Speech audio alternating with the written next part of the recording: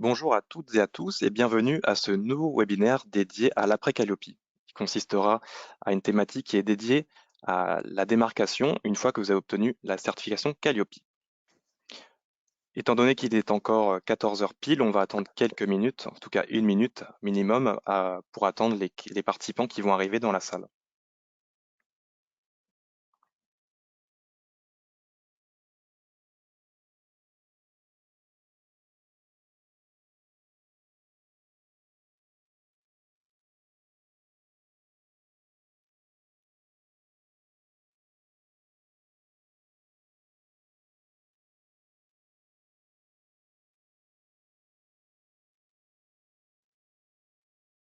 En attendant que les prochains participants arrivent, je vais commencer dès maintenant à vous présenter les gestes pour assurer le webinaire réussi. Donc, ils sont de 5. Vous avez 5 gestes en effet pour assurer un webinaire réussi. Le premier est de couper son téléphone, en tout cas à minima de le mettre en mode silencieux pour ne pas être perturbé par la sonnerie ou les vibrations. Deuxième geste, merci de couper votre micro. Troisième geste, de ne pas parler dans la mesure où votre micro viendrait à s'activer. Ensuite, les deux gestes suivants concernent les bonnes pratiques. Le quatrième geste donc concerne l'outil de chat. Vous avez en effet un outil de chat en bas à droite de votre écran et je vous invite dès maintenant à l'utiliser pour nous indiquer si la qualité de l'image et du son sont bonnes.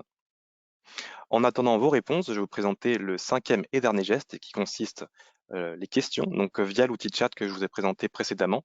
Vous avez la possibilité, et nous vous recommandons fortement d'ailleurs de l'utiliser pour nous faire parvenir vos questions pour voilà, nous interroger sur les thèmes, sur différentes parties de ce que nous allons présenter. Donc, les intervenants que je vais vous présenter juste après seront là pour vous répondre.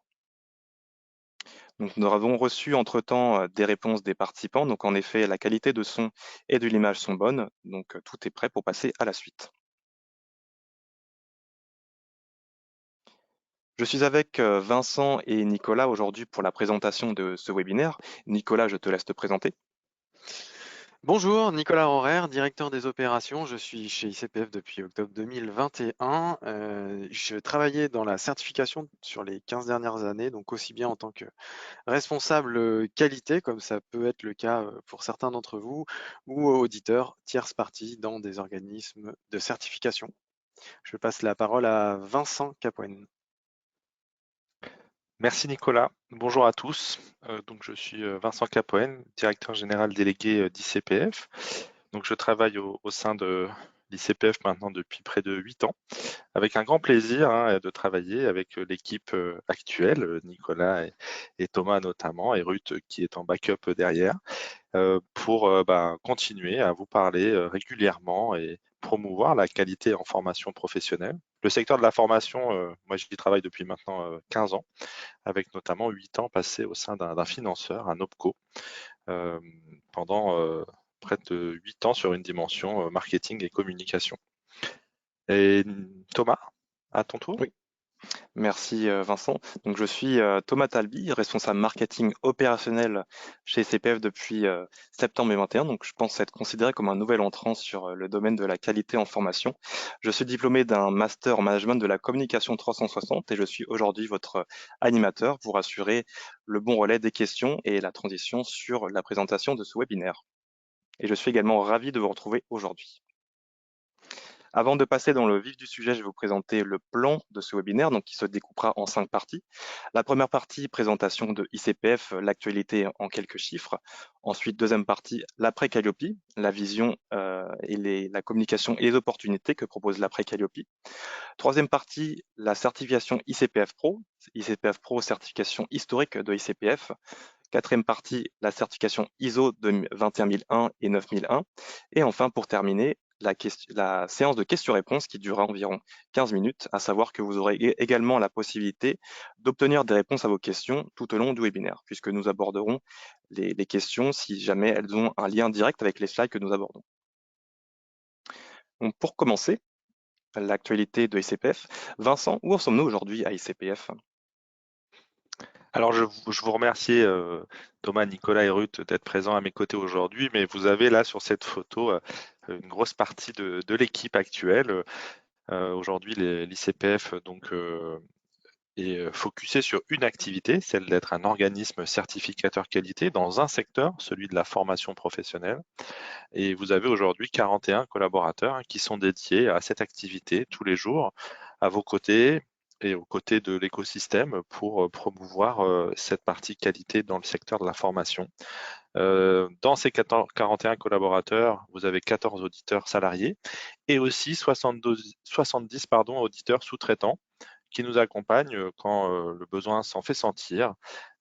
C'est aujourd'hui une belle équipe. Cette équipe nous permet d'avoir certifié aujourd'hui près de 5000 organismes. On vous détaillera les chiffres. Un des premiers chiffres que je peux vous donner, c'est celui de nos certifiés ICPF Pro. C'est notre offre historique. On va en reparler aujourd'hui, mais toujours important de valoriser ceux qui ont été précurseurs en la matière. Vous avez des photos aujourd'hui de plusieurs de nos certifiés ICPF Pro. C'était lors de nos 27 ans que l'on a fêté il y a maintenant 2 mois et nous en sommes ravis. Alors pour vous parler de manière globale dans cette introduction, vous parlez des valeurs que l'ICPF vous apporte au marché et sur lesquelles on s'investit tous les jours avec l'équipe. Bon, vous le connaissez pour ceux qui sont utilisateurs de notre certification Calliope ou Pro, la plateforme Noé, la dimension digitale de notre activité. On y a investi beaucoup de temps, d'équipes aussi internes qui travaillent sur le sujet avec cette plateforme digitale. La dimension territoriale, aujourd'hui, à travers nos auditeurs salariés présents sur plusieurs grandes régions, et puis nos auditeurs sous-traitants qui nous permettent d'avoir un maillage territorial, y compris donc dans les départements et d'outre-mer. Donc ça, c'est vraiment quelque chose pour nous aujourd'hui en matière de développement essentiel, être proche, le plus proche possible de nos clients. La démarche qualité, alors on va beaucoup vous en parler aujourd'hui parce que c'est le principe fondateur et commun que l'on va retrouver dans toutes les démarches de certification. Calliope que vous connaissez, Pro que certains d'entre vous connaissent et peut-être un peu moins l'ISO 21001 si ce n'est le concept où on va vous parler de l'amélioration continue. Enfin, des aspects beaucoup plus pratiques pour vous. Qu'est-ce que vous obtenez une fois inscrit dans une démarche qualité auprès d'ICPF? Alors, vous obtenez notamment un rapport. Alors, l'air de rien, ça paraît simple, mais c'est un élément fondamental dans le sens où c'est ce que vous avez suite à un audit et suite aux audits réguliers.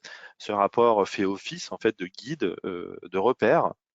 Il est mis à disposition en ligne rapidement. Il est clair, on investit du temps sur ce travail de restitution du travail de l'auditeur suite aux échanges que vous pouvez avoir. Vous pouvez obtenir 2 certificats différents aujourd'hui à l'ICPF, ICPF Pro avec 1200 certifiés et ICPF Calliope. Vous avez les chiffres à jour, près de plus de 1500 organismes aujourd'hui engagés ou certifiés auprès d'ICPF sur Calliope. Et le club DBE, donc c'est un club associatif créé par des certifiés il y a plusieurs années maintenant pour développer la dimension réseau à travers le dialogue, le business et les échanges entre certifiés et entre professionnels du secteur de la formation.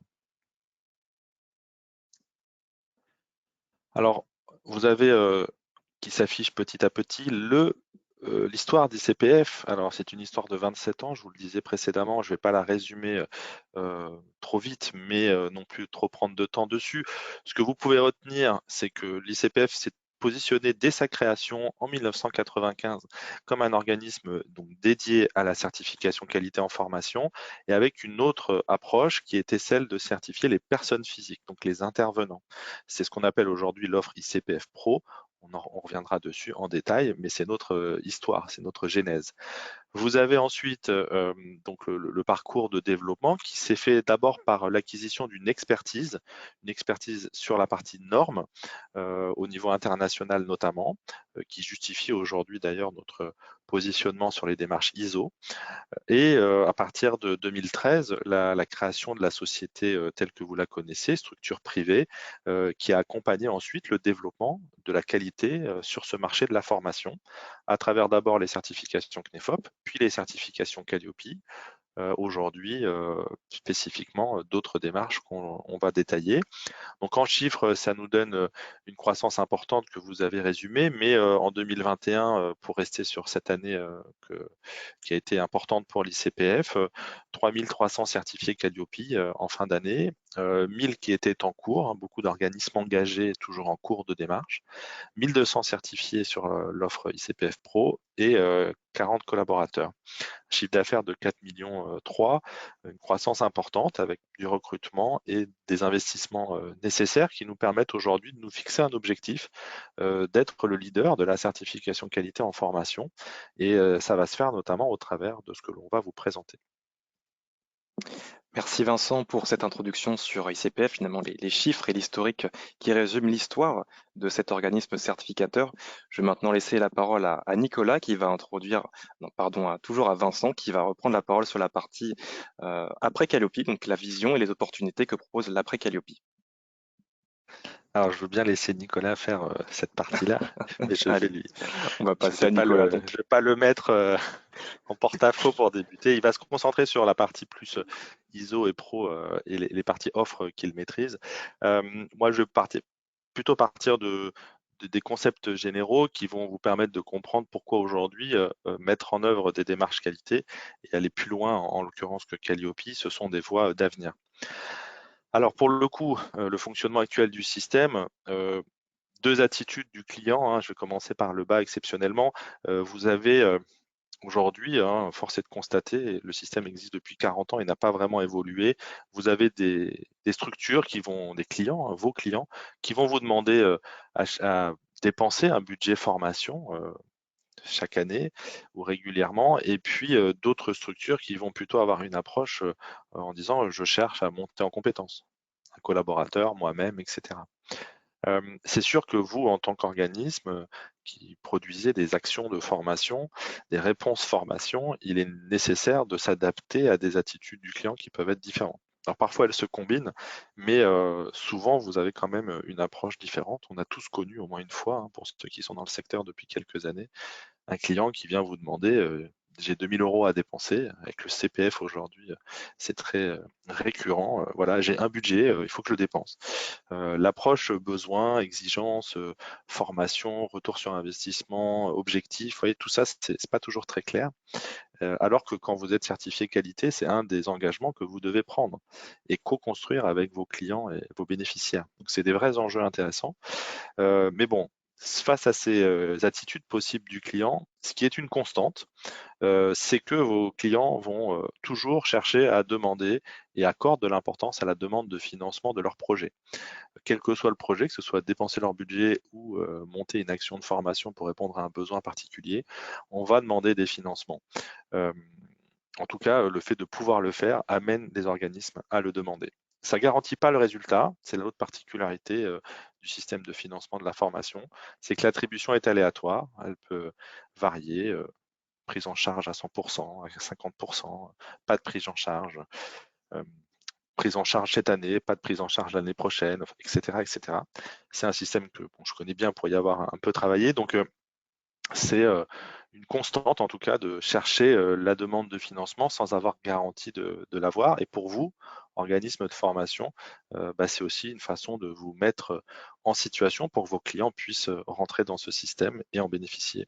Calliope étant une des étapes. Alors pour la suite, en quelques mots, je vais passer rapidement, mais pour que vous ayez la vision générale du marché, face à ces constats précédents, comment vous vous situez, organisme de formation, dans ce cadre-là? Alors déjà, vous vous situez dans un cadre qui est, on va dire aujourd'hui très présent dans les discours et dans l'économie aujourd'hui. La formation est un sujet important, évoqué régulièrement. C'était les présidentielles récemment, je pense que personne n'a raté ça et dans les programmes, vous avez toujours le sujet de la formation qui revient. C'est quelque chose de récent, je me souviens moi, il y a une dizaine d'années, c'était pas le cas, ou peu le cas. Aujourd'hui, c'est tout le temps présent.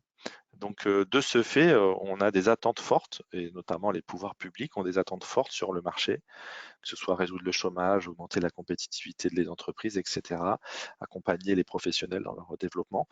C'est des enjeux forts, lourds, et face à ça, il y a des investissements, il y a des budgets, il y a une dépense publique importante ce qui est une particularité aussi du système français.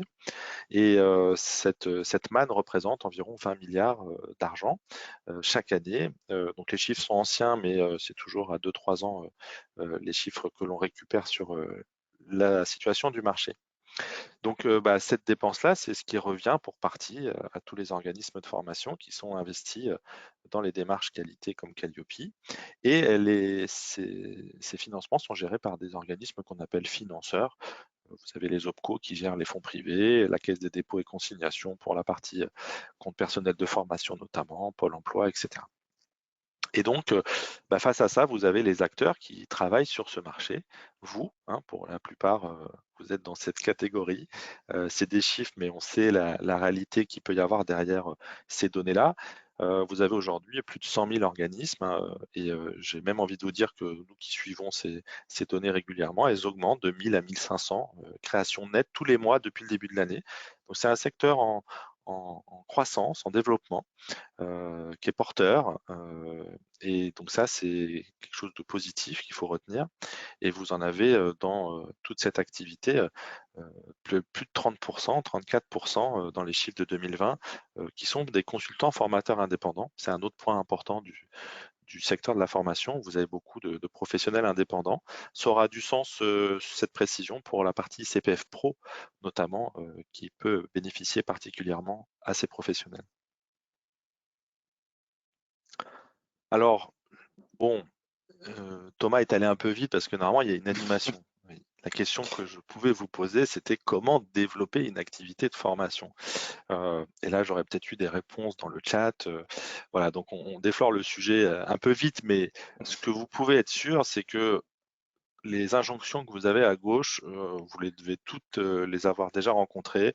Si vous allez sur LinkedIn aujourd'hui ou que sais-je, vous allez avoir ce type d'informations qui ressortent et on va vous dire régulièrement, voilà, si vous voulez développer votre activité, il faut absolument changer vos modalités pédagogiques, il faut faire de l'intelligence artificielle, il faut investir dans une solution digitale.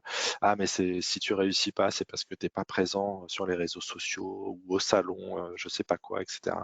Ou vous avez des fois même l'injonction complètement inverse, c'est non, non, ne fais rien, faut attendre, ça va marcher. On l'a beaucoup entendu, nous, sur les parties certification qualité. Non, non, mais de toute façon, ça se mettra jamais en œuvre. Bon, ces injonctions, elles ont du sens parfois, bien sûr, mais il y a un principe général qui vous permet en fait de mettre en œuvre les activités qui sont les plus pertinentes, les plus efficientes et les plus, on va dire, attendues de vos clients et de votre écosystème, c'est de vous mettre dans une démarche qualité. Et ce principe de la démarche qualité, c'est ce qu'on va vous présenter, notamment sur les parties ISO, pour vous faire comprendre le fonctionnement général. Une entreprise qui investit dans une démarche qualité, et vous l'êtes tous aujourd'hui, sauf cas particulier en ayant Calliope, c'est que vous êtes inscrit dans une démarche d'amélioration continue, une démarche de satisfaction client, et de ce fait, vous n'avez pas nécessairement besoin d'écouter toutes ces injonctions, mais juste de prendre en compte les retours, d'être attentif à ce qui peut se faire pour améliorer votre organisation et vos services. Alors, cet escalier de la qualité, pour ceux qui nous suivent depuis longtemps, on vous le présente régulièrement. Il a un avantage, c'est que ça vous permet de vous positionner. Déjà, si aujourd'hui vous êtes certifié Calliope, vous savez que vous êtes sur la deuxième marche. Si vous êtes en cours, vous êtes entre la première et la deuxième marche, etc., etc. Là, ce que l'on va vous présenter aujourd'hui, ce sont spécifiquement les quatrième et cinquième marches. Et vous voyez que c'est des marches qui parlent de se différencier. On n'est plus dans une approche purement réglementaire ou administrative comme on peut le connaître en devant se déclarer auprès de la DRIEETS ou de la DREETS, en devant s'engager dans la démarche de certification Calliope. Bien sûr, il y a des principes qualité forts dans ces démarches, mais ce sont des démarches quand même portées par des évolutions réglementaires. Vous avez par contre des démarches qui peuvent vous permettre d'aller plus loin et c'est ce sur quoi aujourd'hui on va vous parler pour vous démarquer et passer une étape supplémentaire si vous le souhaitez avec des démarches comme ICPF Pro et l'ISO 21001 ou 9001. Sur cet aspect, je vais laisser Nicolas vous présenter les principaux concepts. Merci Vincent. Alors, l'un des enjeux d'ICPF, c'est évidemment de vous accompagner pour faire reconnaître votre capacité à produire des actions de formation de qualité. Alors la qualité, qu'est-ce que c'est? Donc là, vous avez la définition de l'ISO 9000, c'est pas l'ISO 9001, c'est l'ISO 9000 qui définit le vocabulaire de l'ISO 9001 notamment. Et on voit que la qualité des produits et des services d'un organisme est déterminée par sa capacité à satisfaire les clients. Donc évidemment, le principal intéressé est bien le consommateur, l'utilisateur final ou le client. Mais pas que, c'est-à-dire qu'on va aussi rechercher l'impact prévu et imprévu qu'a l'organisme sur les parties intéressées pertinentes. Et dans ces parties intéressées pertinentes, on peut retrouver donc des banques, des salariés, vos clients, on peut retrouver France Compétences, le gouvernement, des fournisseurs, des financeurs, voilà, et on va dresser cette liste et eux ont aussi un impact finalement sur la qualité des actions de formation que vous allez produire. Alors, qu'est-ce qu'une démarche qualité ISO? Alors, ISO, c'est International Standard Organization, donc c'est l'organisation finalement internationale qui publie des standards. Standards, c'est des référentiels. Donc pourquoi on produit ces référentiels? C'est pour référencer des bonnes pratiques et donc vous puissiez mener une démarche qualité et donc vous avez deux objectifs dans cette démarche qualité. C'est un, la certification. La certification, on l'assimile souvent à de la réassurance parce qu'effectivement, on vient se placer sous contrôle et donc finalement, votre client a une assurance que vous respectiez un cahier des charges qui est le référentiel. Donc, on peut parler par exemple de l'ISO 9001 ou de la 21001. Et puis, le deuxième objectif, c'est la satisfaction des exigences des clients par extension des parties prenantes. Donc, c'est-à-dire que les exigences des clients, finalement, sont dans le référentiel, puisque c'est un référentiel de bonne pratique qui a été élaboré avec plusieurs parties prenantes, dont des clients. Et vous retrouvez donc, par exemple, si je prends l'ISO 21001, qui est une sorte d'ISO 9001 adapté aux organismes de formation, vous retrouvez dedans vraiment les attentes des clients. Donc tout ça concourt à la performance de votre organisme et à l'épanouissement à la fois des clients et des salariés ou de l'entreprise en général. Alors sur quoi agir? Vous avez plusieurs possibilités. Si on parle de Calliope, Calliope, vous êtes sur une certification de produits ou de services. Donc c'est ce que vous voyez tout en bas de l'écran. Ensuite, on peut agir pour se différencier davantage une fois que tout le monde sera au même niveau. On revoit, comme dans l'exemple de l'escalier que vous avez vu juste avant avec Vincent. Pour se différencier, vous avez la possibilité donc de certifier la personne physique, c'est-à-dire vous, votre capacité, votre expérience, votre expertise sur le domaine. Donc ça, c'est une certification de personne physique. Donc c'est la certification pro qui a été élaborée par ICPF depuis déjà plusieurs années. Et ensuite, vous avez la certification dont on vient de parler, notamment via l'ISO 9001 ou la 21001, qui est une certification de personne morale, une certification d'organisation, d'entreprise ou d'organisation, où là, vous allez finalement certifier un système, donc un système de management, un système de gestion. Merci Vincent et Nicolas pour la présentation des principes généraux sur la certification Pro et ISO. Donc Nicolas, tu parlais à l'instant de la certification Pro et ça me laisse l'occasion d'effectuer cette transition pour Vincent qui va nous présenter plus en détail sur quoi repose la certification historique qui est ICPF Pro. Alors, ce que je peux vous dire avant de, de rentrer dans le vif du sujet sur ICPF Pro, c'est que j'ai été moi-même bénéficiaire de cette démarche, puisque j'ai eu un parcours où j'ai fait de la formation et quand j'étais formateur, donc je me suis engagé dans cette démarche de certification ICPF Pro qui s'appelait juste ICPF à l'époque. Et donc c'est toujours plus facile d'en parler quand vous l'avez fait. Donc, je suis un vrai passionné de cette approche. Elle a une particularité, c'est qu'elle est attachée à la personne physique. C'est une certification pour le professionnel, pour l'intervenant, pour celui qui fait en fait l'action. Alors, plusieurs types d'actions en l'occurrence, mais on va avoir tendance à résumer en disant l'action de formation. Mais vous savez tous que ça peut englober beaucoup, beaucoup de choses différentes et aller travailler sur la qualité de cette intervention, de cette organisation nécessaire pour avoir une approche qualitative au sens de la norme, hein, c'est un enjeu et vous pouvez connaître le système, travailler depuis longtemps. Dans tous les cas, ça vous challenge, ça nécessite de vous mettre dans une certaine dynamique, ça vous fait penser à ce que vous avez fait avant, ce qui a du sens, ce qui crée de la valeur. Euh, C'est-à-dire que même connaissant très bien le système, quand j'ai dû le faire, j'ai accordé du temps, de la réflexion, c'est une démarche intellectuelle, et ça permet de vraiment ressortir le meilleur de ce que vous avez fait jusqu'à avant et ce que en attendent vos clients, les bénéficiaires. Et ça, c'est vraiment quelque chose de riche qu'on prend rarement le temps de faire, hein. On va avoir tendance à s'occuper bien sûr de tout ce qui arrive dans le flux quotidien et prendre parfois le recul nécessaire pour s'engager dans ce type de démarche et construire et améliorer son organisation. C'est puissant. Donc ça permet en effet de vous distinguer de manière claire. Maintenant, ça permet aussi, hein, force est de constater, de donner en fait de la valeur à ce qui se passe aujourd'hui sur le marché de la formation.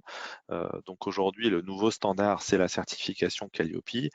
On ne sait pas ce que nous amènera les évolutions à venir et les évolutions réglementaires au niveau des changements, mais ce qui est sûr, c'est qu'une fois que un marché est engagé dans un principe de certification qualité, on peut après travailler sur certains aspects. Et en formation, travailler sur l'intervenant, bah, c'est une des voies envisagées pour continuer l'amélioration du système, notamment parce que, on vous le disait, aujourd'hui, il y a beaucoup de structures informelles dans le secteur de la formation, de structures qui ne gèrent pas en fait ou ne maîtrisent pas le cœur de l'activité.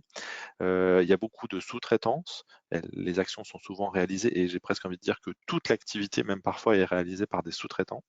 Ce qui fait que ça interpelle en termes de maîtrise de son organisation et de la qualité.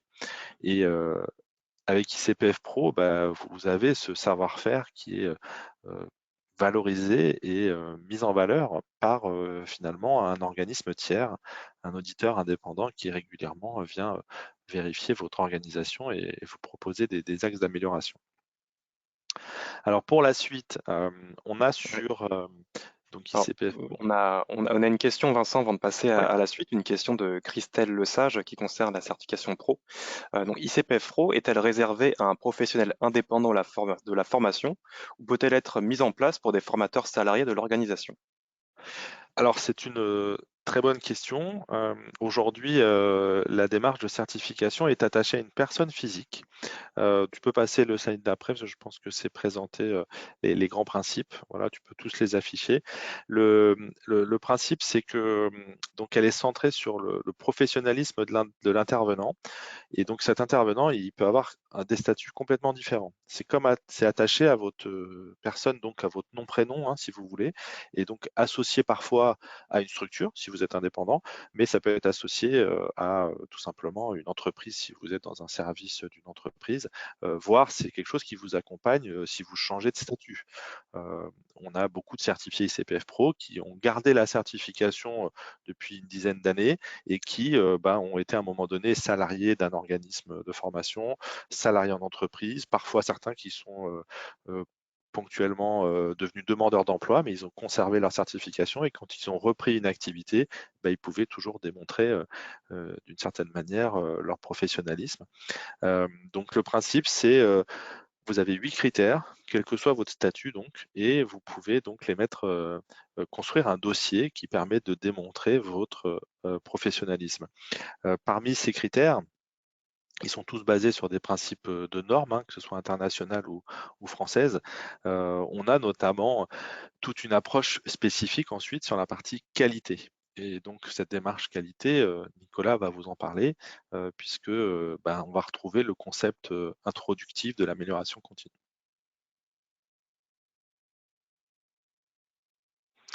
Alors, je vous précise précédemment, avant que Nicolas prenne la parole, que la certification ICPF Pro, elle a 3 niveaux. Elle est donc attachée à une expérience professionnelle. C'est ce que vous devez retenir. Donc agréé, confirmé, expert, puisqu'on vient valoriser un professionnel qui exerce dans la durée. Donc c'est la particularité de cette approche. C'est pas une approche unique. C'est pas comme la certification Calliope ou la certification ISO. Vous avez une seule approche. Dans ICPF Pro, comme elle est attachée donc encore une fois à l'expérience de l'individu, il y a une démarche de niveau, puisque vous allez devoir valoriser votre parcours sur plusieurs années, et y compris les retours de vos clients sur plusieurs années. Donc Nicolas, j'avais pris les devants, mais je te laisse la main pour parler de la partie plan qualité. Merci Vincent. Alors qu'est-ce qu'il y a finalement à l'intérieur du plan qualité de la certification pro? Bon, il y a un engagement qualité, ça vous vous en doutez bien. Évidemment, on va retrouver aussi donc à l'intérieur une description de votre organisation, les effectifs, comment vous êtes organisé, vos actions, c'est-à-dire qu'est-ce que vous mettez en œuvre pour produire des actions de formation de qualité qui répondent aux besoins explicites ou implicites de vos clients. Sachant que là, on vient reconnaître votre professionnalisme. Ensuite, il faut que vous décriviez votre contrôle interne. Donc, vous avez des actions que vous avez définies, que vous mettez en œuvre, et puis donc là, on vient vous demander de décrire comment vous le contrôlez en interne, pour qu'ensuite vous puissiez vous améliorer, parce que si vous ne contrôlez pas, évidemment, la boucle n'est pas bouclée. Donc ensuite, comment vous améliorer et qu'est-ce que vous avez planifié? Donc ce plan, il est mis à jour tous les ans. Il est mis à jour tous les ans par vous directement. Vous pouvez le faire sur notre plateforme Noé. Et il est validé par ICPF avec la même fréquence. Vous retrouvez donc sur ce plan. Ce plan, il peut être utilisé en fait dans le cadre, vous pouvez l'utiliser vers un de vos commanditaires, c'est-à-dire là, moi je pense notamment aux appels d'offres, mais vous pouvez l'utiliser aussi envers un organisme un organisme de formation qui vous ferait travailler en tant que sous-traitant. Donc c'est totalement adapté hein, à ce que vous avez écrit en fait et ce que vous avez défini sous la plateforme. Vous pouvez l'utiliser auprès d'un autre commanditaire. Ça vous aide beaucoup à structurer, à prendre du recul et structurer finalement qu'est-ce que je fais, comment je le contrôle et comment je m'améliore, et décrire comme ça les actions qui vous permettent de produire des actions de formation de qualité. Alors les professionnels qui sont concernés par cette certification, alors c'est très large. Vous retrouvez des auditeurs. Alors nous on en a un certain nombre aussi chez nous qui sont auditeurs, mais qui auditent sur cette certification. Vous pouvez être concepteur, facilitateur, formateur, consultant formateur. Voilà, donc en fonction de votre domaine d'expertise, ce domaine d'expertise, il figurera sur votre certificat. Il y aura votre domaine d'expertise et puis figurera aussi votre niveau parmi les 3 niveaux que vous avez vus juste avant. Donc évidemment, hein, votre expérience, elle est validée sur des preuves qui sont factuelles. Hein. On s'appuie sur de véritables preuves qui nous permettent d'attester et de certifier votre niveau d'expérience et donc votre niveau de certification. Alors ensuite, pourquoi? Alors là, je vais laisser Vincent vous décrire le pourquoi pour le professionnel. Vincent, je t'en prie. Alors le pourquoi, je vous l'ai déjà un peu évoqué précédemment. Vous avez plusieurs raisons. Si on se concentre d'abord sur la personne, c'est un moyen assez unique, hein, je vous le disais en parlant de mon expérience personnelle, euh, d'être reconnu sur la base de 8 critères, principes en plus normatifs, avec la reconnaissance implicite des normes internationales et françaises, par un organisme indépendant. Et cette approche-là, hein, que je vous le disais, on ne décide pas nécessairement tous les jours. Quand vous avez décidé et quand vous y goûtez, ça donne beaucoup de valeur ensuite à cette activité régulière. Ensuite, ça vous permet, hein, comme toute démarche qualité, mais c'est important de s'en souvenir, de vous démarquer et de vous positionner sur un marché qui est un marché avec beaucoup d'acteurs, hein, on l'a vu en introduction.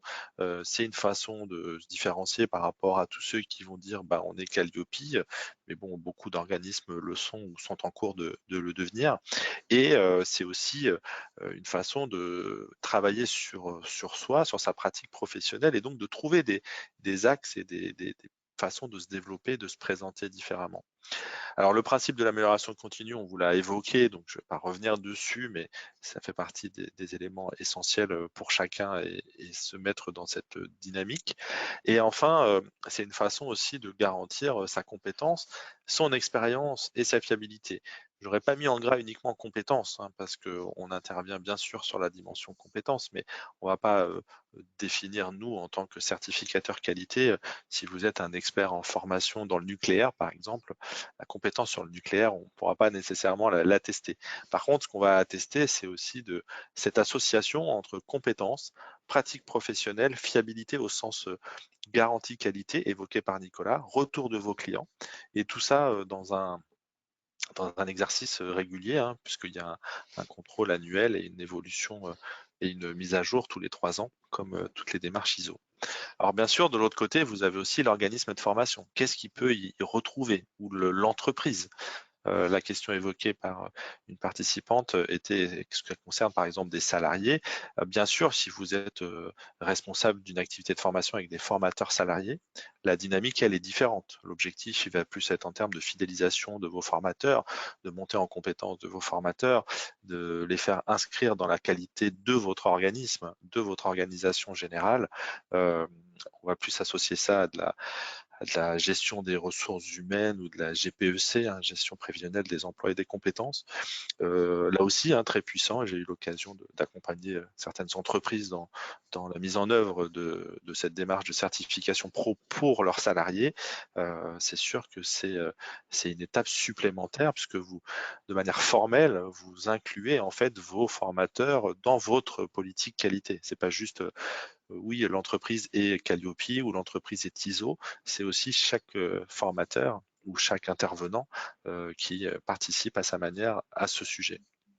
Alors bien sûr, c'est aussi une façon d'identifier des professionnels. On le sait, beaucoup de formateurs indépendants, beaucoup de formateurs même non déclarés, informels. La démarche de certification, ça permet d'identifier clairement des compétences, un parcours, une expérience. Ça sert beaucoup pour les structures d'école aussi, hein, avec lesquelles on a pu être amené à travailler, qui, pour rechercher des compétences données, vont mettre en place ce type de démarche. Et puis, c'est une façon, c'est l'avant-dernière ligne, de maîtriser son patrimoine, hein. Ça a une valeur et ça, tout le monde le constate, quand vous êtes organisme et que vous avez une équipe de sous-traitants, certificateurs, on travaille avec 70 auditeurs sous-traitants. C'est un patrimoine important, notre entreprise. C'est des professionnels sur lesquels on capitalise, avec lesquels on avance, on travaille ensemble. Et quand vous travaillez sur les compétences, les connaissances, le savoir-être, le savoir-faire, etc., c'est une compétence d'autant plus forte et un patrimoine d'autant plus fort que vous souhaitez conserver et développer. Voilà pour à quoi ça peut servir. Merci Vincent. Alors comment? Maintenant, c'est le comment. Donc, ce qui est vraiment intéressant sur cette certification pro, c'est que vous avez la possibilité de tout faire sur la plateforme Noé, donc de tout faire en ligne à votre rythme. C'est-à-dire que vous pouvez vous connecter aussi bien en journée qu'en pleine nuit pour élaborer votre dossier. Alors, comment ça se passe? vous avez l'étape 1, donc c'est l'enregistrement vous enregistrez dans la démarche, donc là vous allez vous connecter et créer votre dossier, c'est-à-dire que là vous êtes sur l'élaboration de votre dossier en étape 2, une fois que vous avez votre compte sur Noé. Et puis ensuite, vous allez, enfin c'est nous qui allons travailler puisqu'on va auditer votre dossier, c'est-à-dire qu'on va vérifier, la véracité du dossier et des preuves qui y sont, mais aussi on vous demandera des références, hein. Ça a vraiment ça a une vraie valeur, hein, cette certification pro. Euh, c'est pour ça Vincent parlait de valorisation du patrimoine. Étape 4, on vous délivre le certificat, donc vous retrouvez dessus vos noms, prénoms, puisque là on vient certifier la personne, nom, prénom et votre niveau de certification. Il y en avait 3, on les a vus tout à l'heure. Et en étape 5, l'étape 5, là, c'est le développement de votre business, donc avec la valorisation de la certification, c'est véritablement une carte en fait qui vous permet de rassurer vos clients parce que évidemment vous avez vous-même, vous êtes mis sous contrôle et vous avez fait reconnaître votre capacité à produire des actions de formation de qualité par un organisme qui est un organisme tierce partie, qui est donc ICPF.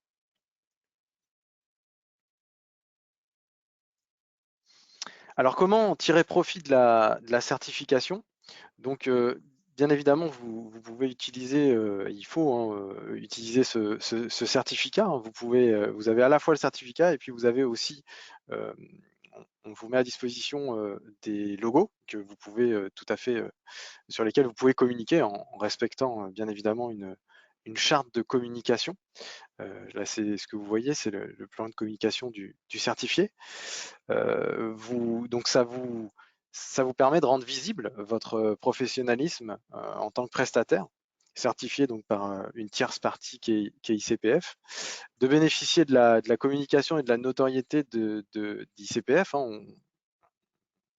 On vous invitera également, on invite on a un événement hein, on en reparlera tout en fin de webinaire, mais on a un événement qui a lieu tous les 3 mois où on invite nos certifiés euh, pour, euh, pour échanger ensemble, créer du business. Et on vous enjoint aussi à rejoindre le club DBE, qui est un club totalement indépendant. Mais sur ce point, Vincent, tu peux nous apporter plus de détails? Oui, je l'ai évoqué succinctement en introduction, le club DBE. Donc là, dès que vous êtes certifié, vous pouvez donc intégrer ce club. Aujourd'hui, il y a un site dédié hein, que vous trouvez facilement si vous cherchez club DBE ICPF sur un moteur de recherche. Et vous allez pouvoir rentrer en contact avec les certifiés qui aujourd'hui sont membres de ce bureau, de cette association pour voir ce qu'ils proposent. Alors c'est majoritairement des échanges en effet sur différentes thématiques, des rencontres diverses et variées pour travailler ensemble, développer leurs réseaux respectifs, trouver des missions parfois, voilà, exprimer un besoin. Donc c'est indépendant de l'ICPF, hein, on en parle parce que bien sûr c'est le point commun, ce sont des certifiés. Euh, mais donc c'est surtout aussi un besoin remonté depuis notre création de l'importance de développer aussi des relations en dehors du cadre de son marché direct, on va dire, ou de son écosystème direct. Merci Vincent pour cette réponse. Donc maintenant passer à la partie suivante. Donc, si nous reprenons l'escalier de la qualité qui a été représenté en début de présentation par Vincent.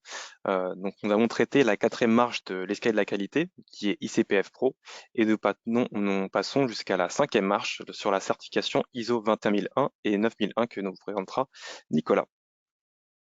Donc l'ISO 9001, je ne vais pas revenir sur le concept d'amélioration continue parce qu'on l'a on l'a tous compris.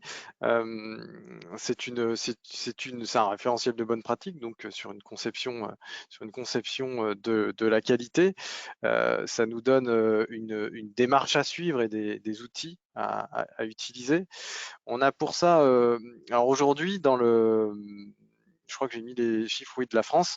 En France, il y a quand même 30 000 organisations qui sont certifiées, parce que je dis organisation parce que vous pouvez retrouver dedans aussi bien des associations que des entreprises avec unipersonnelles, comme des groupes type Vinci par exemple, de très grandes entreprises. Donc vraiment, le référentiel ISO 9001 est adapté à n'importe quel type d'organisation. Quand j'étais auditeur, j'ai audité des entreprises, des TPE, mais aussi des entreprises qui avaient un seul salarié qui se lançait sur l'ISO 9001 parce qu'il y avait un cadre. Euh, je me souviens notamment d'une entreprise qui s'est lancée dans l'ISO 9001 un an avant que Calliope ne sorte, ne soit obligatoire. Cet organisme de formation s'est lancé sur l'ISO 9001. On s'attendait à ce qu'il arrête l'ISO 9001. Et ben non, il a continué parce qu'il a bien vu que les deux référentiels étaient complémentaires. En effet, Calliope, vous êtes sur une exigence de résultats, et l'ISO 9001, vous allez être sur une exigence de moyens. Donc l'ISO 9001 va vous donner les principes et Calliope l'application. Donc c'est vraiment deux référentiels qui s'imbriquent très bien ensemble. Donc les avantages, bon, on l'a vu, c'est l'amélioration du fonctionnement et c'est évidemment la confiance des clients et des équipes internes dans les prises de décision qui sont basées sur des faits.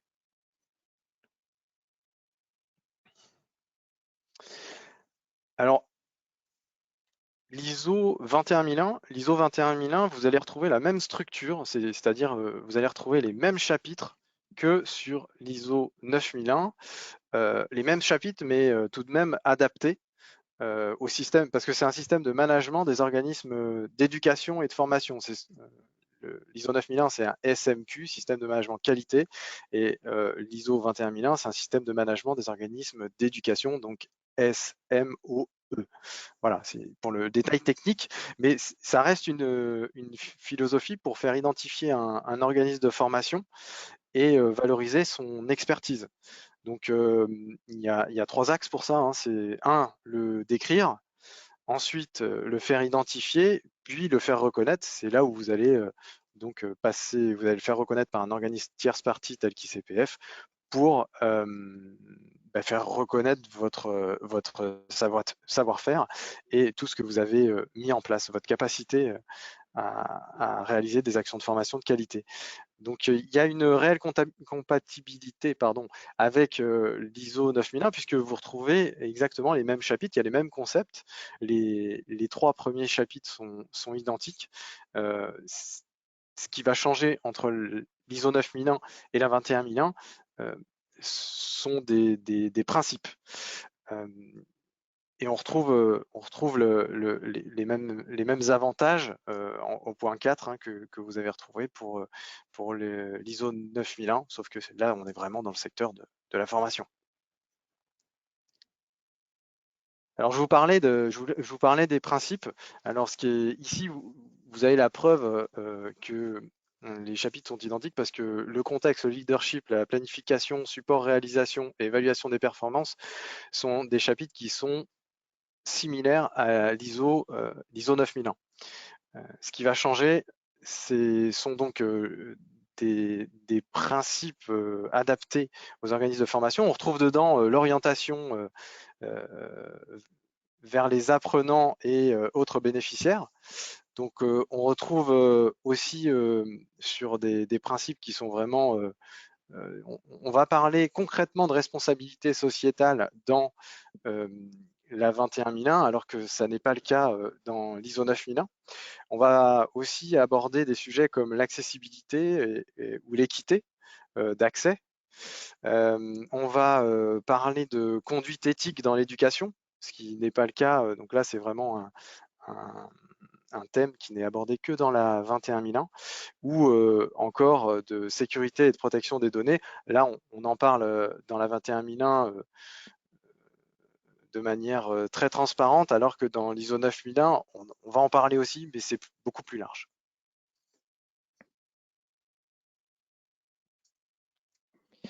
En conclusion, donc merci Nicolas, merci Vincent pour la présentation des offres de certification ISO et Pro.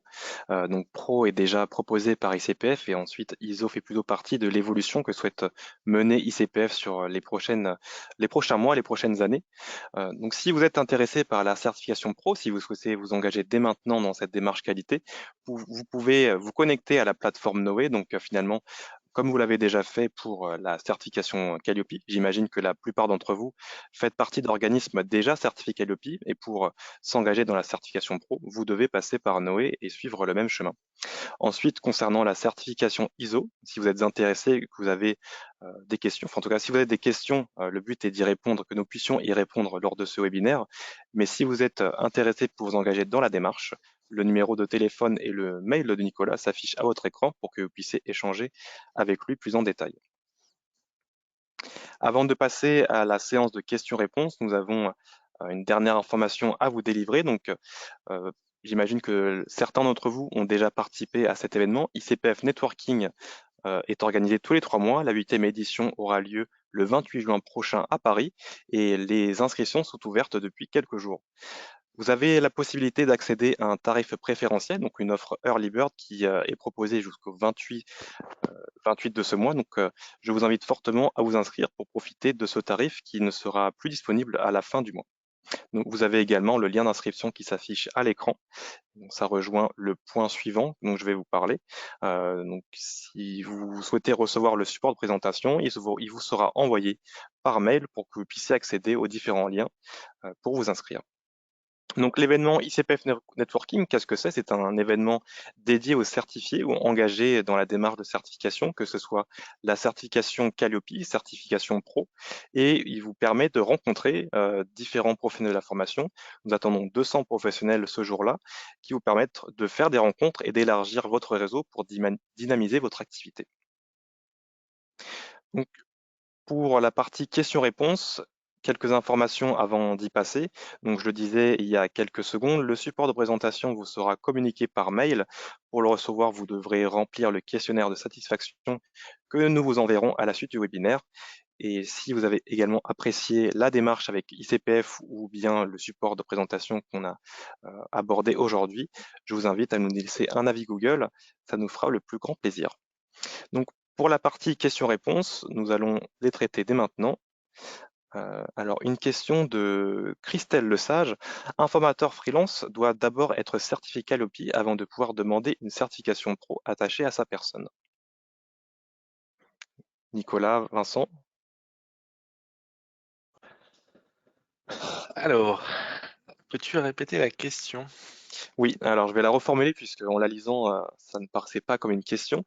Un formateur freelance doit-il d'abord être certifié Calliope avant de pouvoir demander une certification pro attachée à sa personne?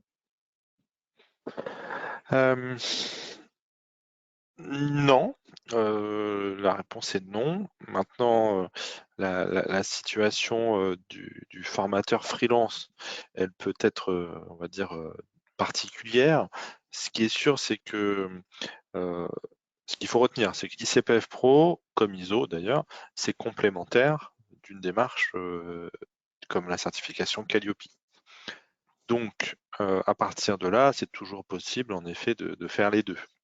Maintenant, un professionnel qui serait freelance peut ne pas être amené à faire la certification Calliope, notamment si c'est quelqu'un qui intervient 100% de son temps en sous-traitance. Et dans ce cas-là, là, il peut avoir une seule démarche à mener si ça l'intéresse ou si, par exemple, l'organisme qui le fait travailler lui demande, c'est d'obtenir une certification ICPF Pro. Merci Vincent pour la réponse. Je reviens sur la question qui a été posée juste après par Christelle Lesage. Donc je me suis peut-être pas bien fait comprendre, mais en effet, le support de présentation vous sera communiqué par mail à la suite de la présentation.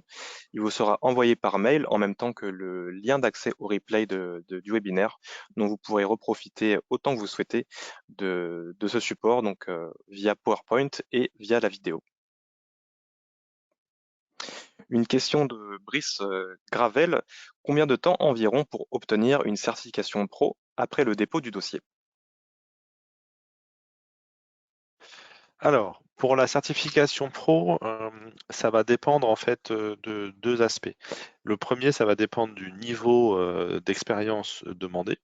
Entre agréé, confirmé et expert, donc moins de 5 ans d'expérience, entre 5 et 10 ans d'expérience et plus de 10 ans d'expérience, puisque le principe étant d'amener en fait à l'auditeur des éléments sur plusieurs années, vous comprendrez aisément que auditer un document, enfin un dossier d'un professionnel qui a par exemple 1 an d'expérience ou d'un professionnel qui a plus de 10 ans, imaginons 11 ou 12 ans, le travail n'est pas le même, donc ça peut varier. Maintenant, en général, on fait en sorte de vous faire un retour dans un délai de 2 semaines. Alors, on a un autre critère qui peut avoir un impact sur la durée. La particularité de la certification ICPF Pro par rapport à ce que vous connaissez peut-être sur ICPF Calliope, c'est que dans ICPF Pro, on vous l'a dit, on va aller demander les retours d'expérience de certains de vos clients. Vous allez devoir fournir ce qu'on appelle des références clients. Alors, clients au sens large du terme, c'est pas nécessairement l'organisme qui va payer les prestations. Ça peut être aussi des bénéficiaires de formation, hein, les stagiaires directement, qui peuvent être sollicités. Ça peut être des organismes qui vous font travailler si vous faites de la sous-traitance, pour reprendre l'exemple tout à l'heure en freelance. Donc, on va vous demander en fait environ une dizaine, voire davantage, de références clients pour justement aller les interroger sur votre façon de faire. Et ça va nous permettre justement de comparer et d'étayer finalement le travail de l'auditeur entre ce que vous déclarez d'un côté en matière d'organisation et de réalisation à travers des documents, etc. Et puis la réalité constatée sur le terrain par vos clients. Donc c'est un principe qu'on voit aujourd'hui en digital, par exemple, quand vous voyez sur des sites les avis vérifiés, les retours de satisfaction vérifiés. Nous, on le fait, mais de manière beaucoup plus directe et poussée avec vos clients potentiels. Donc ce délai de 2 semaines, il peut varier en fonction de ce retour parce que force est de constater, et ça on en a l'expérience depuis longtemps maintenant, qu'il y a certains de vos clients, quand ils sont sollicités et tout ça, ils répondent pas tout de suite, ils ont besoin de temps, il y en a qui répondent pas, etc. Donc ça peut augmenter le temps de traitement de votre dossier. Mais bon, en général, on a des moyens pour les rappeler, pour les recontacter, pour les relancer, et ce qui nous permet d'être sur ce délai de 2 semaines évoqué. Oui, donc en effet, Vincent, enfin, c'est un point qu'on n'a pas soulevé, je pense, sur le support de présentation, mais à la différence de Calliope, donc il n'y a pas véritablement d'audit à proprement parler, c'est sur étude de dossier que la certification pro est délivrée. Alors, en l'occurrence, c'est un audit, hein, puisqu'on est dans une démarche de certification, donc il y a toujours un audit, sauf que c'est pas d'un audit en face à face, c'est un audit sur dossier. C'est une des modalités existantes aujourd'hui pour faire des audits. Alors dans Calliope, on n'a pas le choix, hein, comme c'est une démarche portée par le ministère du Travail, ils ont imposé que l'audit devait se faire dans une certaine modalité, et en l'occurrence à travers un échange, soit en distanciel, soit en présentiel, mais en tout cas un échange avec l'organisme et l'auditeur. Là où, pour le coup, dans les audits sur dossier, c'est un peu un modèle différent dans le sens où, enfin, c'est pas un peu, c'est un modèle différent dans le sens où, une fois que vous avez envoyé votre dossier, il n'y a pas d'échange, vous pouvez pas échanger avec l'auditeur. Donc en fait, la constitution de votre dossier, c'est quelque chose de beaucoup plus, on va dire, engageant. Pour ça que quand je vous parlais de mon expérience, je vous disais que c'était profond parce qu'en fait, vous devez réfléchir à la façon dont l'auditeur va percevoir ce que vous allez lui envoyer, votre organisation. Et alors certes, s'il y a des choses qui vont pas, il va vous les demander, vous allez pouvoir répondre comme dans toute démarche d'audit, mais ça va être de manière asynchrone, c'est-à-dire que ça va pas être en direct avec moi, là, comme on peut être en train de se parler, ça va être par l'intermédiaire d'abord d'un retour écrit. Donc ça, c'est une des particularités.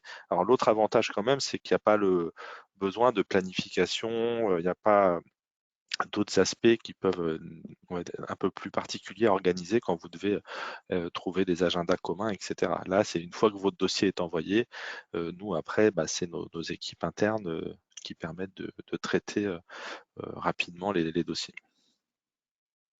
Merci Vincent pour cette précision. Question suivante, une question de Marine Bonneau. Peut-on devenir auditeur ISO 21001?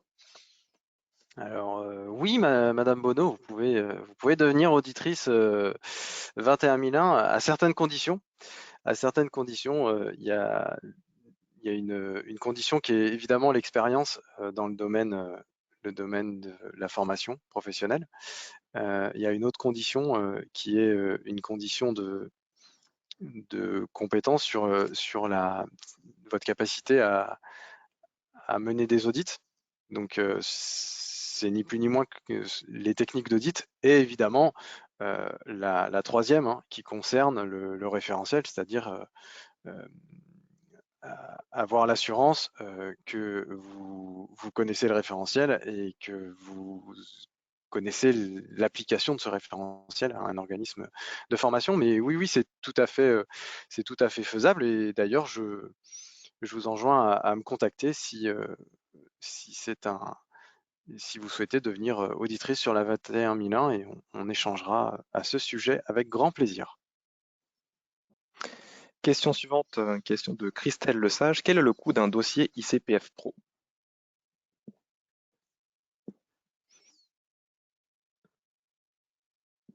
Ah, Excusez-moi, je n'avais pas remis le micro. La partie tarifaire correspond au niveau agréé, confirmé, expert. Donc, je l'ai dit précédemment, mais la répétition a une vertu, c'est que en fonction donc du niveau, votre dossier il va être plus ou moins long à auditer. Et donc, le tarif varie en fonction de ces niveaux. Vous avez le premier niveau qui débute à 750 € hors taxe la démarche. Donc ça, c'est pour les niveaux agréés. Et ensuite, confirmé, c'est 1200 € et expert, c'est 1500. Alors après, ce qu'il faut savoir sur la partie tarifaire, c'est que vous êtes dans un maintien de certification qui lui va être différent de Calliope, puisque comme c'est sur dossier, le coût, on va dire administratif et organisationnel est beaucoup plus léger. Et donc là, vous êtes sur un maintien de certification ensuite qui est de 110 € par an.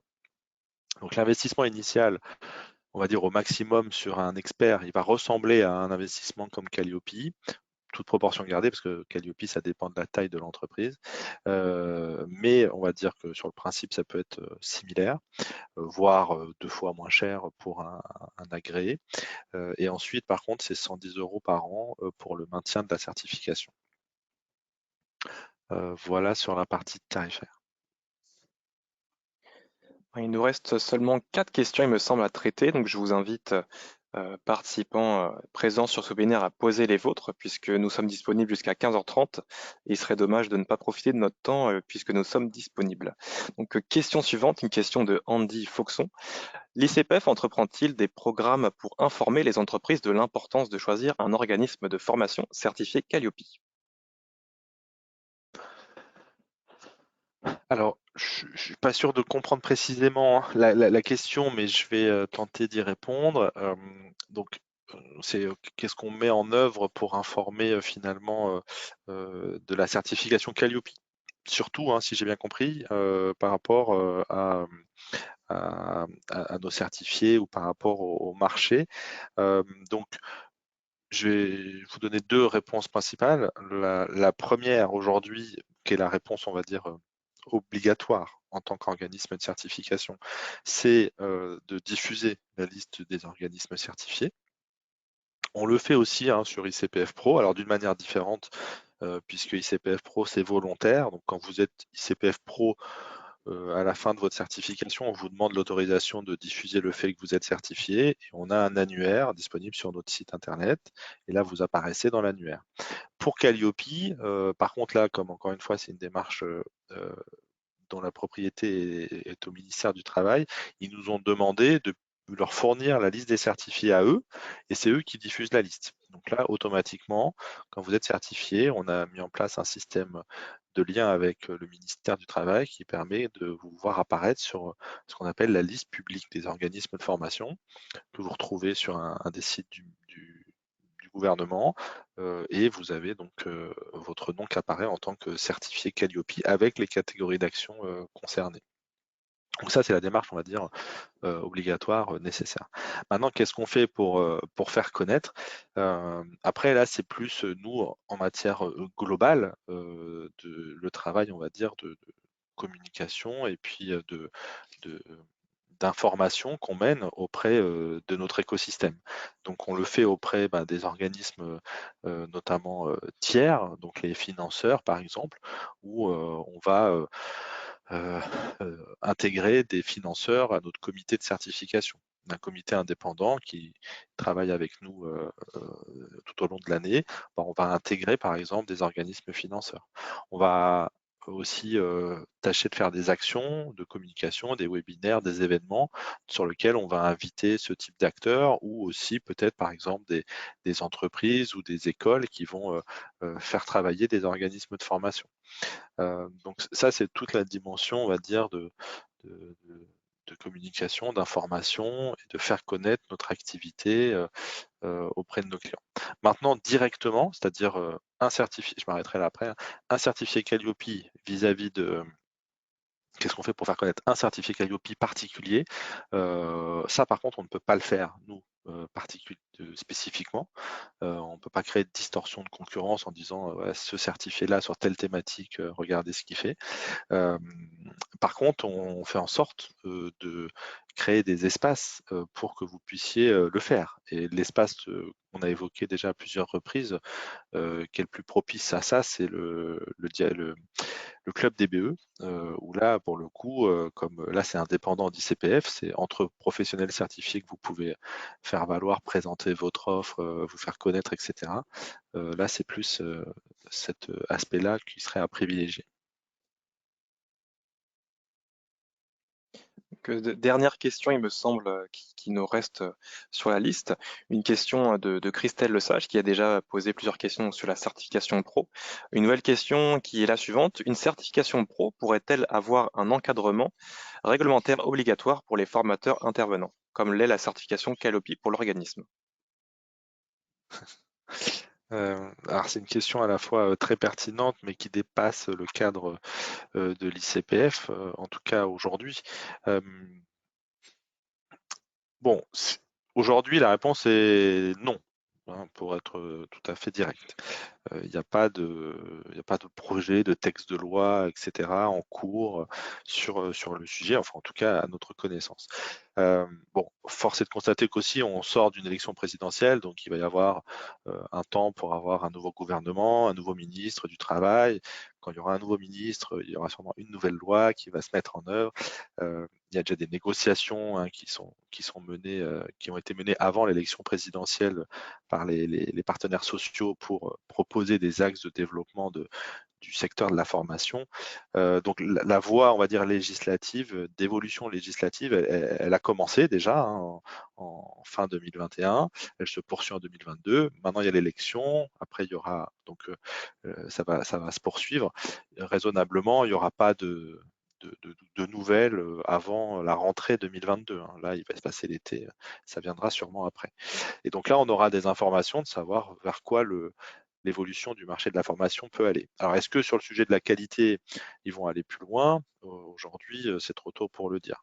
Maintenant, la question posée, c'est est-ce qu'on peut aller sur la démarche plus de certification de personnes en complément de Calliope? C'est une des voies possibles. C'est même, j'ai envie de dire, enfin, il y a deux voies vraiment possibles. Il y a soit on consolide l'existant avec Calliope, bon, ça paraît possible peut-être un peu trop tôt parce que Calliope reste une démarche un peu récente. Et l'autre possibilité, c'est d'aller sur une exigence supplémentaire auprès cette fois de la personne physique, des intervenants. On le voit déjà d'ailleurs dans le Calliope qu'il y a un indicateur particulier qui traite de ce sujet, l'indicateur 27, sur comment vous gérez la sous-traitance, comment vous gérez les portées, etc. Tous ces professionnels, ou que vous êtes peut-être vous-même d'ailleurs, hein, qui travaillez dans des structures particulières, au sens où vous n'êtes pas juste soit salarié d'une structure, soit juste indépendant. Et donc, toute cette dimension-là peut faire l'objet d'évolution, puisque c'est toujours pareil, hein, vous regardez ce qui marche et vous cherchez à le consolider, ou vous cherchez ce qui ne marche pas et vous cherchez à trouver des solutions. Force est de constater que le sujet de la sous-traitance, du portage demeure un sujet un peu sensible aujourd'hui dans l'organisation du secteur de la formation professionnelle.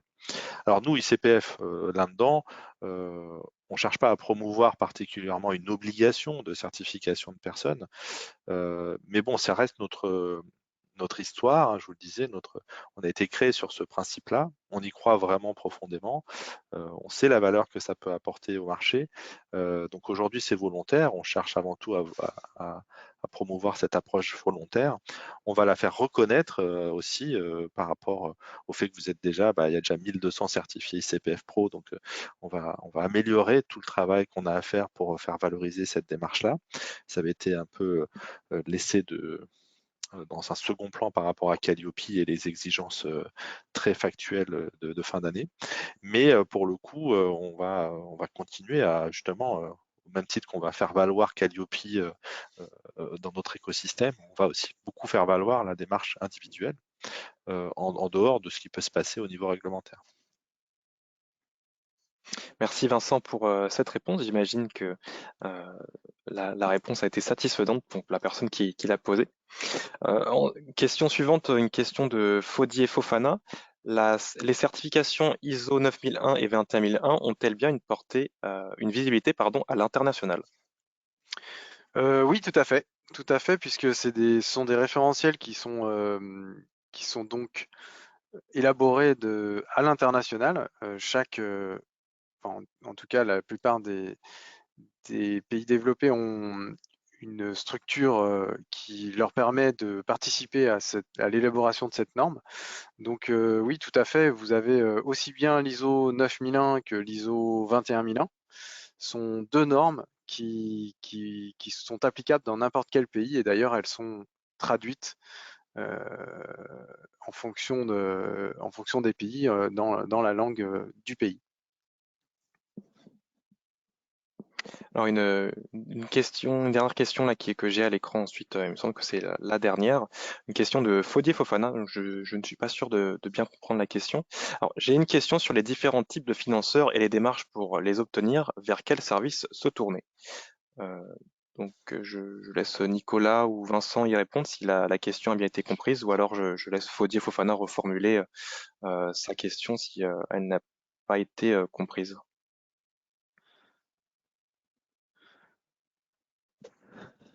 Alors, Je- la question, c'est ouais, j'ai une question sur les différents types de financeurs et les démarches pour les pour les obtenir, obtenir. vers quel service se tourner. Alors, bon, je vais tenter de reformuler, voir si c'était ça la thématique, c'était quels sont les types de financeurs possibles et comment je m'adresse à eux. Euh, quand vous êtes organisme de formation, Calliope, ou avec une certification Calliope, ou avec une certification ISO ou ICPF Pro, la question de l'accès au financement de formation pour vos clients, en effet, peut varier en fonction du type de financement que vous recherchez. Il y en a trois principaux, hein. Il y a les financements auprès des entreprises privées. Bon, là, c'est majoritairement les OPCO, les opérateurs de compétences. Donc là, il y a une liste, il y en a 11. Cherchez sur un moteur de recherche, vous trouverez la liste des 11. C'est lié à des secteurs d'activité particuliers. Voilà. Mais là, en l'occurrence, ça va dépendre de votre client, hein. C'est votre client qui va dépendre d'un secteur et que c'est lui qui va avoir un OPCO désigné. Ensuite, il y a l'individu. Si c'est pas une entreprise privée, ça va être le bénéficiaire de l'information, ça va être un individu, un citoyen. Donc là, ça va être à travers notamment le compte personnel de formation. Donc là, le financeur, ça va être la Caisse des dépôts et de consignation.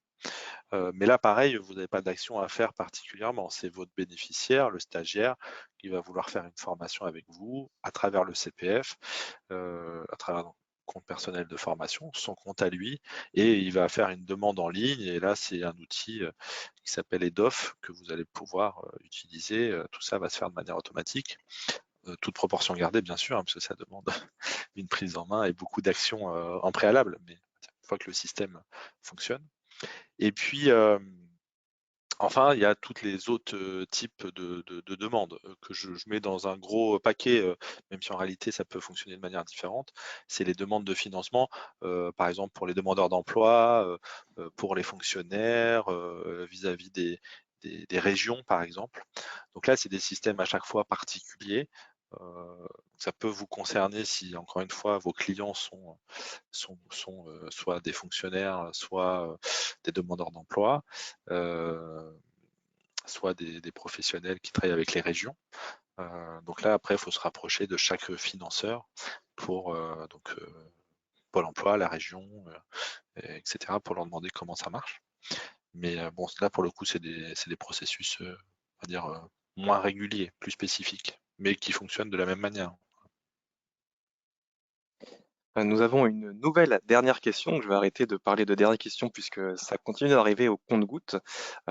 Question de Andy Foxon. Il me semble que la question porte plutôt sur une thématique Calliope et non après Calliope. L'audit Calliope portera-t-il sur les formations qu'un organisme de formation effectue pour le compte d'un autre organisme, c'est-à-dire sur les travaux sous-traités? Et quel organisme de formation sera contrôlé pour ce travail?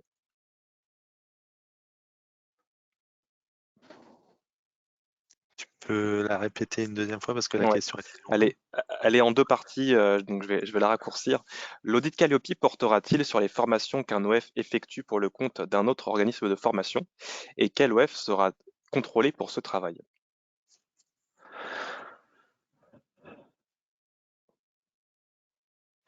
Alors, l'audit Calliope porte sur les actions de formation, en tout cas par défaut, hein, porte sur les actions de formation réalisées au titre de l'activité que vous réalisez en direct.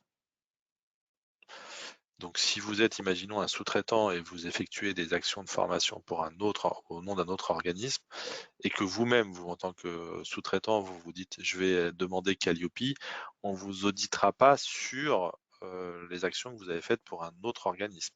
On vous auditera pour celles que vous auriez faites vous-même, en direct. Voilà. Maintenant, si vous êtes 100% sous-traitant et que vous souhaitez obtenir Calliope tout de même, c'est possible. Là, vous êtes considéré comme nouvel entrant et vous allez devoir donc démontrer votre organisation en cas de besoin, c'est-à-dire si un jour on vous demande de travailler en direct, et vous allez pouvoir apporter des pièces correspondant à des actions que vous avez faites pour d'autres organismes. Euh, voilà, c'est possible. Bon, c'est pas la voie principale, hein, mais c'est possible. Et enfin, je crois que c'était quel organisme sera contrôlé pour ce travail. Oui, c'est ça. Pour le coup, si la demande c'est les actions de fait en sous-traitance, par qui elles sont contrôlées, enfin quel organisme concerné, c'est toujours l'organisme qui est le signataire de l'action, enfin du financement avec le client. Donc, imaginons moi, Vincent Capoen, je fais travailler Nicolas Rorer en sous-traitance. Si je suis Calliope, ils vont contrôler toutes mes actions, enfin potentiellement toutes mes actions de formation, que je les ai faites moi-même ou que je les ai fait faire à Nicolas Rorer. C'est moi, en tant on va dire, demandeur, qui va être certifié Calliope et contrôlé sur ça. Merci Vincent pour cette réponse. Nouvelle question qui vient à l'instant d'apparaître. Euh, alors, vous dites que le plan qualité est accessible via la plateforme Noé. À quelles conditions? Je suis Calliope, je ne vois pas ce genre de document sur mon accès. Une question de Pascal Dugas. Alors, je pense que quand on parlait de plan qualité, c'était pour la partie ICPF Pro, si je ne m'abuse. En fait, c'est une démarche complémentaire de Calliope. Maintenant, la partie plan qualité dans Calliope, elle n'est pas à proprement parler, elle n'est pas présentée comme un plan qualité. C'est toute la démarche, hein, c'est tous les indicateurs, c'est votre plan qualité. La particularité de Calliope, c'est que c'est une démarche donc, de certification de service et qu'on estime que tous les indicateurs vous concernent, enfin, en fonction des catégories d'actions concernées, mais globalement que tous les indicateurs peuvent vous concerner et donc vous traitez tous les indicateurs. Il n'y a pas d'éléments autour en fait. Alors que dans ICPF Pro, comme c'est une certification de personne, il y a une partie plan qualité qui va ressembler hein, de manière allégée, bien sûr, à Calliope, mais qui est plus tournée autour de la démarche organisationnelle. Et puis par contre, vous allez avoir des choses en plus qui sont pas très nécessairement très lourdes, mais qui vont correspondre vraiment à vous, à votre parcours, à ce que vous avez fait. Et c'est les critères qui sont indiqués. Donc c'est qui vous êtes, quelle est votre formation, quelle est votre expérience professionnelle, quels sont vos engagements déontologiques, etc. Oui, c'est des compléments vraiment propres à vous qui apportent de la valeur.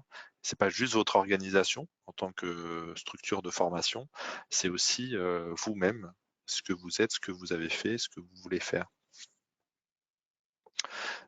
Voilà, sur la partie plan qualité, on parlait d'ICPF Pro. Oui. Pascal Dugas te remercie, donc la question a été bien traitée. Donc c'était la dernière question qui apparaissait dans le chat, donc nous allons conclure sur ces derniers mots. Il reste encore 10 minutes à présentation, mais nous avons traité l'ensemble des questions. Donc peut-être que Nicolas souhaite nous chanter une chanson pour dire au revoir, mais sinon on va terminer là-dessus. Alors une dernière question qui vient d'apparaître. Je partirai avant si Ouais, je vais regarder le temps là Euh, pour savoir s'il faisait encore beau, mais Alors, avant de passer la parole à Nicolas, je voulais apporter une précision par rapport oui. à l'ISO.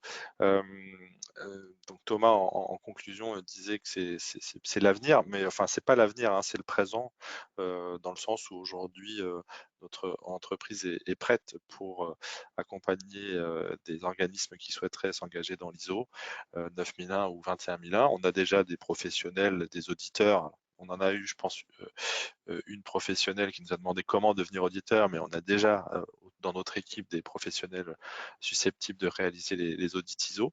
On est déjà prêt dans le sens où si une entreprise souhaite s'engager, on va lancer cette activité formellement. N'hésitez pas en tout cas à nous solliciter sur le volet. Nicolas, ce fera un plaisir de vous accompagner dans cette démarche. Oui, exactement. Merci Vincent. Donc, si n'hésitez surtout pas à prendre contact avec moi, aussi bien par mail que par téléphone, pour vous engager sur Pro. Donc, vous pouvez le faire directement depuis notre plateforme Noé en vous inscrivant. Et si vous êtes déjà inscrit, vous retrouverez l'offre Pro dans obtenir une proposition et vous pourrez cocher la certification Pro. Et pour l'ISO 9001, ben, contactez-moi directement et puis ensemble, nous remplirons le formulaire de demande et on pourra ainsi, de la même manière, vous envoyer une proposition adaptée à votre projet. Merci Vincent, merci Nicolas pour ces derniers mots. Je vais également conclure en remerciant l'ensemble des participants qui étaient présents sur ce webinaire pour les questions qui ont été présentées. J'espère que vous avez eu les informations qui vous intéressaient. En tout cas, si vous avez encore d'autres interrogations, Nicolas, moi-même et également Vincent, je pense, reste disponible pour y répondre. Donc merci à vous et je vous souhaite une très bonne fin de journée. Thomas, juste avant de conclure, Oui. je prends un instant pour préciser qu'il doit y avoir une erreur sur l'adresse email qui s'affiche pour Nicolas Rorer. Il Ah semble oui, manquer un Un R. R. Oui, en Euh, effet, ce sera corrigé avant d'envoyer voilà. ça.